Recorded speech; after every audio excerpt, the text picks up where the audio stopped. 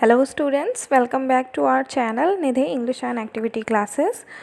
Today we are going to study a story which is different from all other last chapters because this story is a real story and the abstract of this story has been taken from anyone's diary, and the person from whose diary this abstract has been taken, that person is the Anne Frank. Yes, the person from whose diary this abstract has been taken, that person is Anne Frank. Anne Frank has a habit to writing the diaries. So guys, this story, ये story जो है ये N Frank के बारे में है और उसी के थ्रू लिखी गई है।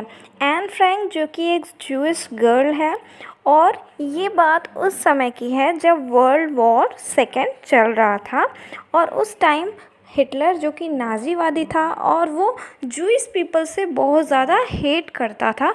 तो उस समय एन फ्रैंक की लाइफ में क्या हैपनिंग्स हुई थी, क्या मिस हैपनिंग्स हुई थी, लाइफ के उसके कुछ पार्ट थे जो बहुत ही अच्छे थे, बहुत ही इंटरेस्टिंग थे, उसके लिए बहुत अच्छे थे। बट समटाइम्स आफ्टर समटाइम्स कुछ ऐसे भी उसके लाइफ के पार्ट थे जो काफ़ी डिफ़िकल्ट सिचुएशन में थे, कुछ काफ़ी ज़्यादा उन्होंने सफ़र भी किया था। So in this chapter we will study about those moments. इस चैप्टर में उसके लाइफ के सारे एब्स्ट्रैक्ट तो नहीं कैप्चर्ड हैं, लेकिन उसकी डायरी का कुछ पार्ट है, कुछ एब्स्ट्रैक्ट है जो स्टोर्ड है। So we will study that part. Students, chapter वहाँ स्टार्ट होता है जब एन फ्रैंक ये बताती हैं कि उन्होंने डायरी लिखना क्यों स्टार्ट किया, कौन सा रीज़न था जिसकी वजह से एक 13 इयर्स की छोटी गर्ल ने, छोटी लड़की ने डायरी लिखना स्टार्ट कर दिया। So the reason was that कि एन फ्रैंक के पास कोई ऐसा फ्रेंड नहीं था जिससे वो अपनी बातों को शेयर कर सके। एन फ्रैंक बोलती थी कि उसके पास सब कुछ था, उसके पास पेरेंट्स थे, लविंग पेरेंट्स थे, उसके पास सिस्टर थी, उसके पास ब्रदर थे, उसके पास फैमिली थी, एक बहुत ही स्वीट फैमिली थी, बहुत ही अच्छी फैमिली थी, एक बहुत ही अच्छा पीयर ग्रुप था यानी फ्रेंड्स का ग्रुप था, और उसका स्कूल भी था, सब कुछ था, लोकेलिटी थी। लेकिन उसे एक ह्यूमन से कहीं ज़्यादा पेशेंसफुल कोई ऐसा क्रिएचर चाहिए था, कोई ऐसा फ्रेंड चाहिए था जिससे वो अपनी लाइफ का हर एक पार्ट, चाहे वो एसेंशियल हो, नॉन एसेंशियल हो या कैसा भी पार्ट हो, वो उसको बताना चाहती थी, उससे शेयर करना चाहती थी। सो आफ्टर ऑल सब कुछ डिसाइड करने के बाद उसने ये सोचा कि मैं अपनी लाइफ के हर एक पार्ट को, सब कुछ अपनी डायरी में नोट डाउन करूँगी from starting to end. Means कि अपनी लाइफ की हर चीज़ को, अपनी लाइफ के हर पार्ट को, हर इवेंट्स को, मे बी वो अच्छे हों, मे बी वो बुरे हों, अच्छे हों, बुरे हों, ख़राब हों या फिर कैसे भी हों, मैं उन्हें अपनी डायरी में नोट डाउन करूँगी। बिकॉज़ कि इसके बाद उसने एक बहुत ही फ़ाइन और बहुत ही फैंटास्टिक अच्छी सी लाइन बोली, और वो लाइन थी, because paper has more patience than people। means the paper has more patience than human। मतलब कि जो पेपर होता है यानी कि जो कागज़ का टुकड़ा होता है उसमें इंसानों से कहीं ज़्यादा पेशेंस यानी धैर्य होता है। अगर इंसान हमारे बीच हो, हमारे साथ हो, तो उनसे हम कितनी भी बातें बोल दें, वो कभी ना कभी बोर हो जाएगा, कभी ना कभी बोलेगा, मे बी वो हमें मिसजज भी कर सकता है, हमारा मजाक भी उड़ा सकता है, हमें फ़नी वे में भी ले सकता है, हमें बेवकूफ़ भी बोल सकता है, और कभी भी ये बोल सकता है कि अपनी बातें बंद करो, बस मैं बोर हो गया हूँ बस। लेकिन उसने ये सारी चीज़ें सोचने के बाद ये डिसाइड किया कि वो डायरी लिखेगी, बिकॉज़ कि उसकी डायरी जो है वो कभी भी उसे कभी भी कोई कंप्लेन नहीं करेगी, कोई कंप्लेनेशन नहीं करेगी, और कभी भी उससे ये नहीं बोलेगी कि बस करो, मैं तुमसे बोर हो गया है, मैं तुम्हारी बातें नहीं सुनना चाहता। So that she has decided that she will write the diary. So इसके बाद एन फ्रैंक ने ये भी बोला कि हो सकता है कि अगर मैं किसी मैन से, किसी पर्सन से, किसी वेमेन से, किसी गर्ल से, किसी से भी अगर अपनी कोई भी बात शेयर करती हूँ तो हो सकता है कि वो मेरी बातों को कहीं लीक कर दे, किसी और से जाके बता दे, कोई भी शेयर कर सकती है। लेकिन अगर मैं पेपर से यानी डायरी में अपनी कोई भी चीज़ नोट डाउन करती हूँ तो वो कहीं भी जाकर मिसगाइड नहीं करेगा या कहीं भी किसी से भी जाकर नहीं बताएगा। सो that she has finally decided that she will write the diary। So she had started writing the diary, और वो बोलती है कि इट वॉज दैट डे, ये वो दिन था जब हमारे एग्ज़ाम्स फाइनली फिनिश हो गए थे, ख़त्म हो गए थे, and it was now time to the results. Now today it was the time of announcements of the results. So the teachers, उनकी क्लास में हर कोई, हर स्टूडेंट आपस में, उसके जितने भी क्लासमेट थे, पीयर ग्रुप था, सारे यही सोच रहे थे कि कौन अगले फॉर्म में जाएगा। फॉर्म का मीन्स यहाँ उन्होंने फॉर्म को क्लास के रूप में बोला है कि फॉर्म का मतलब है क्लास, नेक्स्ट क्लास में कौन जाएगा और कौन इसी प्रीवियस क्लास में रह जाएगा, नेक्स्ट आगे कौन प्रमोट होने वाला है और कौन डी प्रमोट होने वाला है। सो उसने बताया कि उसके क्लास का हर मेंबर, हर स्टूडेंट, हर फ्रेंड उसका यही डिस्कस कर रहा था कि कौन आगे जाएगा और कहीं नहीं जाएगा। तो वो बोलती है कि मेरे क्लास में बहुत सारे ऐसे डमीज़ हैं, तो मुझे तो ऐसा लगता है कि पूरी क्लास ही वापस रह जाएगी।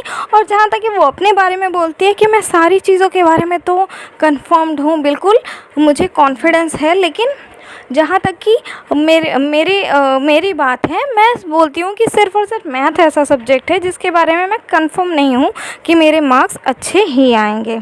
तो वो बोलती है कि ऐसा, बट एन फ्रैंक बोलती है कि टीचर्स का कुछ नहीं बोल सकते, क्योंकि because the teachers are the most unpredictable creature of the earth. Anne Frank के अकॉर्डिंग जो टीचर्स होते हैं वो अनप्रिडिक्टेबल होते हैं, उनके बारे में कुछ भी नहीं बोला जा सकता। जो टीचर्स होते हैं वो कुछ भी कर सकते हैं, मीन्स कि वो कभी भी किसी को पास कर सकते, उसके अकॉर्डिंग वो कभी भी किसी को पास कर सकते हैं, फेल कर सकते हैं, means everything's is in the hands of the teachers. So it was the thinking of the Anne Frank about the teachers.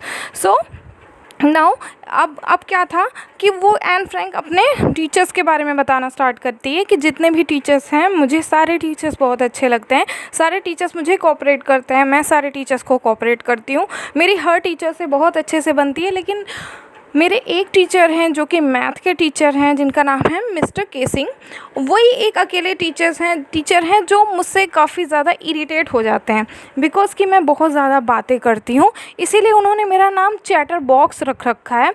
और अब मुझसे काफ़ी ज़्यादा फ्रस्ट्रेट हो जाते हैं, कई बार 2 बार 3 बार, कई बार मुझे मना करने के बाद, फॉरबिडिंग करने के बाद भी मैं नहीं मानती, मैं बातें करती रहती हूँ। तो एट लास्ट उन्होंने बहुत परेशान होकर, चिढ़कर मुझे एक होमवर्क दे दिया, बहुत ही डिफ़िकल्ट होमवर्क दे दिया। और वो होमवर्क ये था कि मुझे चैटर बॉक्स पर एक एस्से लिखना था। अब after getting this so critical homework, मैंने सुबह सोचने लगी कि so what to do, means कि ये कैसा है टॉपिक जिस पर मैं ऐसे लिख सकती हूँ। सो शी हैज़ डिसाइडेड कि अब मैं तो इतनी सारी बातें करती हूँ तो मैं कुछ भी लिख सकती हूँ, और मैं एक काम करूँगी, मुझे पेजेस ही भरने होंगे, तो मैं अपने वर्ड्स के बीच में काफ़ी स्पेस डाल के एक पेज को बहुत अच्छे से फिलअप करके दे दूँगी। सो उसने क्या किया, लेकिन उसने सोचा कि बाद में प्रॉब्लम भी क्रिएट हो सकती है, इससे आर्गूमेंट का पॉइंट भी हो सकता है, तो जैसे तैसे करके उसने वो होमवर्क किया। एट लास्ट उस होमवर्क को उस टीचर ने, मिस्टर केसिंग ने उस होमवर्क को पूरे क्लास में पढ़ा और सबको बताया। उसके बाद भी वो 1-2 दिनों तक तो शांत थी, लेकिन वो फिर से उसके बाद दोबारा से उसी तरीके से बात करने लगी, नॉन स्टॉप। सो टीचर ने गुस्सा होकर दोबारा से उसे होमवर्क दे दिया ऐसे लिखने के लिए, और ऐसे का टॉपिक था द इनक्रेडिबल चैटर बॉक्स। इसका मतलब होता है ऐसा चैटर बॉक्स जो बहुत ज़्यादा, मतलब ऐसा चैटर बॉक्स यानी कि बहुत ज़्यादा बातें करने वाला कोई ऐसा पर्सन जिसका कुछ भी नहीं हो सकता। तो उसके बारे में भी एन फ्रैंक ने ऐसे लिख के दिया, लेकिन एट लास्ट जब उसके बाद भी वो नहीं सुधरी, तो बहुत ज़्यादा परेशान होने के बाद उसके टीचर ने एक ऐसा टॉपिक दे दिया जिस पर ऐसे नहीं लिखा जा सकता। एक छोटे बच्चे के लिए वो समझना बहुत ही मुश्किल था। तो वो टॉपिक था quack quack quack, 3 times quack. अब जैसे कि आप जानते हैं, क्वैक एक साउंडिंग वर्ड है, मीन्स एक साउंडिंग वर्ड है, और ये साउंड है डक का।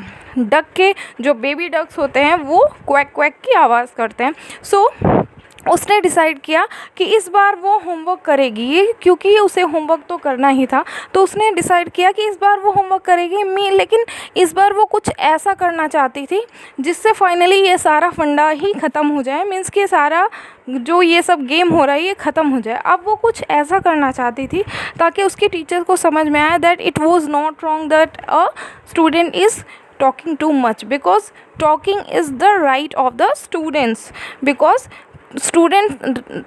talking is the habit of the students, means it's the general habit of the students to talking in the class with the peer groups. So उसने क्या किया, उसने एक ऐसा ऐसे लिखा, और ऐसे में ये लिखा कि डक थे, एक मदर डक थी, एक फादर डक थे, और उन दोनों के 2 बेबी डक थे, और 2 छोटे छोटे बेबी डक्स को फादर डक ने तब तक मारा जब तक उन्होंने क्वैक करना बंद नहीं कर दिया। क्वैक करने की इतनी बड़ी पनिशमेंट उस डक के फादर ने दी कि वो अंत में तब तक उसे मारता रहा जब तक वो मर नहीं गया। सो इस स्टोरी को मीन्स कि इस ऐसे को मिस्टर केसिंग ने वहाँ पर क्लास में सबके सामने पढ़ा, और बहुत ही खुश होकर पढ़ा। बहुत ही खुश होकर पढ़ने के बाद वो बहुत ही फाइनली इस बात को समझ गया that the talking in the class is the habit of the general habit of the student, so it should not be very critical and very serious thing. So अगली बार नेक्स्ट टाइम से mister Keesing ने उसे टोकना बंद कर दिया, और उसने ये भी कहा कि ये मेरी जो हैबिट है टॉकिंग की, ये मुझे इनहेरिट में मिली है, मीन्स कि ये मुझे मेरी मदर से मिली है, क्योंकि मेरी मदर भी बहुत ज़्यादा टॉकिंग करती हैं, तो मैं टॉकिंग करना बंद नहीं कर सकती। सो इसके बाद से मिस्टर केसिंग ने उसे टोकना बंद कर दिया, और बात पर उसकी हर बात पर इंजॉय भी करते थे, और उसकी चीज़ों को, उसकी हैबिट को उन्होंने एक्सेप्ट कर लिया। So it was a story, the first part of the chapter from the diary of Anne Frank. ये first part था students. After listening this story, you will be able to solve all the question and answers related this chapter. So till next video, keep learning, keep trying. All the best and take care, students.